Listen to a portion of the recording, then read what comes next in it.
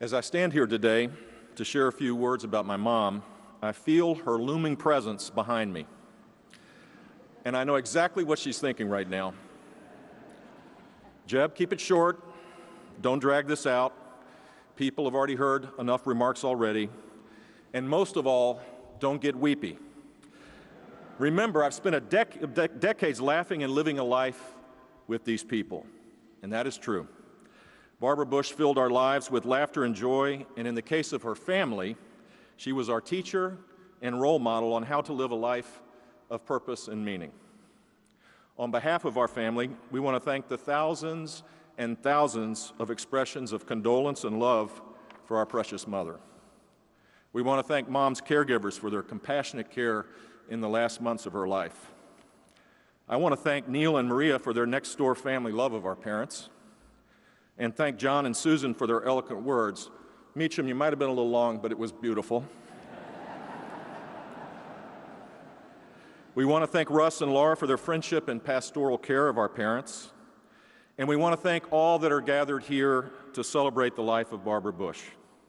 Now, it is appropriate to express gratitude because we learned to do that at a very early age. You see, our mom was our first and most important teacher. Sit up. Look people in the eye. Please say please and thank you. Do your homework. Quit whining and stop complaining. Eat your broccoli. Yes, Dad, she said that.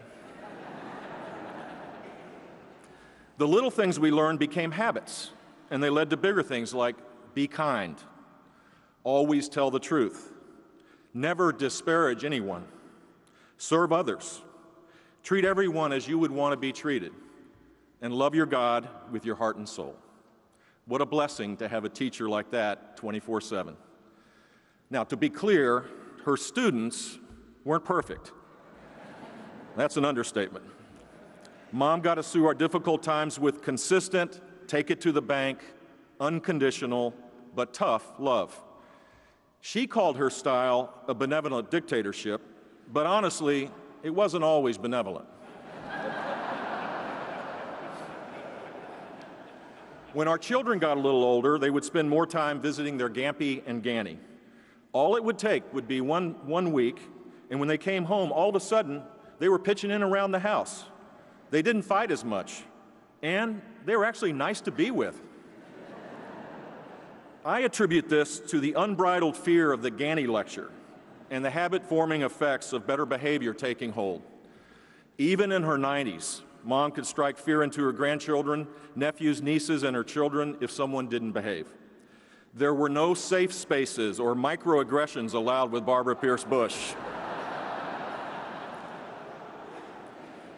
But in the end, every grandchild knew their Ganny loved them. We learned a lot more from our mom and our Ganny.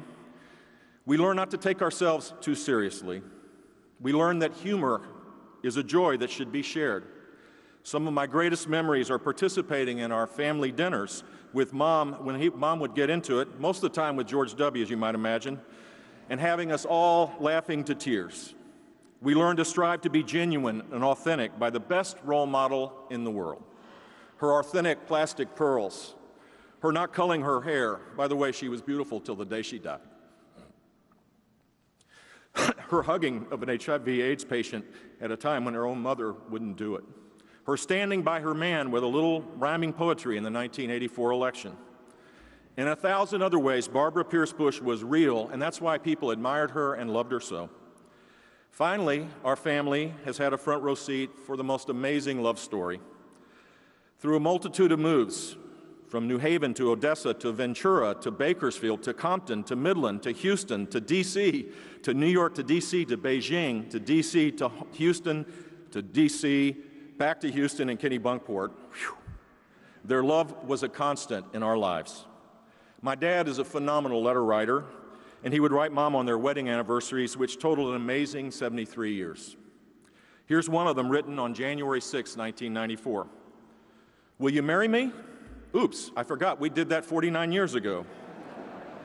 I was very happy on that day in 1945, but I'm even happier today. You have given me joy that few men know. You have made our boys into men by bawling them out and then, right away, by loving them. You've helped Darrell be the sweetest, greatest daughter in the whole wide world. I have climbed perhaps the highest mountain in the world, but even that cannot hold a candle to being Barbara's husband.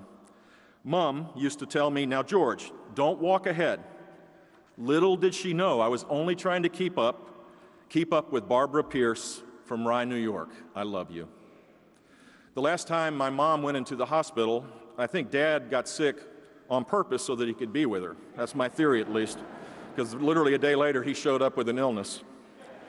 He came into her room when she was sleeping and held her hand.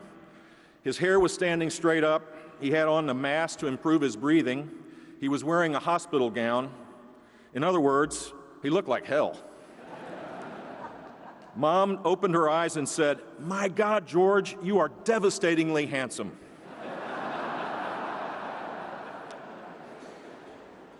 Every nurse, doctor, staffer had to run to the hallway because they all started crying. I hope you can see why we think our mom and our dad are teachers and models for our entire family and for many others. Finally, the last time I was with her, I asked her about dying. Was she ready to go? Was she sad? Without missing a beat, she said, "Jeb, I believe in Jesus and he is my Savior. I don't want to leave your dad, but I know I'll be in a beautiful place." Mom, we look forward to being with you and Robin and all of God's children. We love you.